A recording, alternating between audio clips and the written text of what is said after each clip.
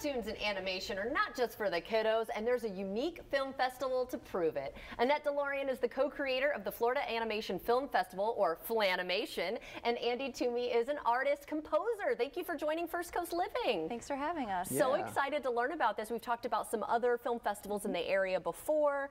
Yes. So tell us why you wanted to create an animation film festival and in Jacksonville. Well, like you said, there's lots of great film festivals, but there's nothing solely devoted to animation. So we wanted to be that festival to really highlight the talent in Northeast Florida. And why animation specifically? And we were talking a little bit before. This is something that you both have been interested in since you were children? Yes. Right? Yes. So tell us about that. Well, I am an OG Disney fan. Ariel, Belle, Jasmine. Right. I fell in love with animation as a kid, not only the art but the music. So I think it's just a great medium, and it's a limitless medium. You can make anything you want with animation, and the more we can boost it in Florida, the better.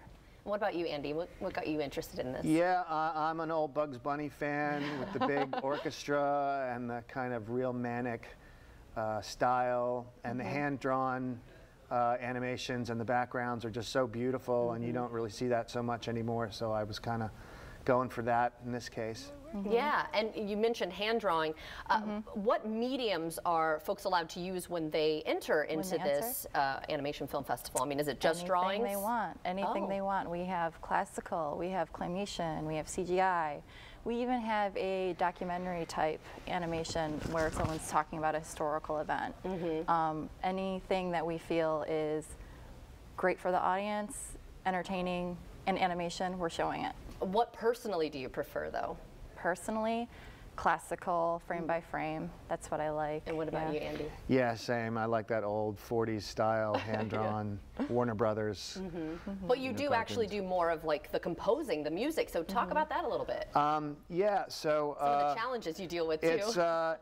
Well, so I'm working remotely with a filmmaker in California, and so like everybody nowadays, you know, that's working remotely, it's not as easy as you're standing there. No, right there. I want you, you know.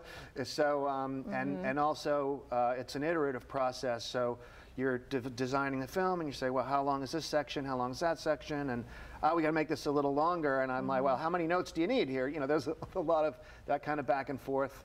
But that's also part of the fun of it too. So yeah. And what about you, Annette? I mean, what are some of the big challenges that you faced or you see your colleagues facing? I would say it's remote work can be challenging, but it can also really be great because it furthers your reach. You can work with people all across the country in different countries, and really expand your network that way. Well, let's talk about the screenings then. Everyone wants to know, where can we see this and how and what can we expect? So let's start with what can we expect at the screenings? Okay, it's going to be this Saturday, January 28th at MOCA.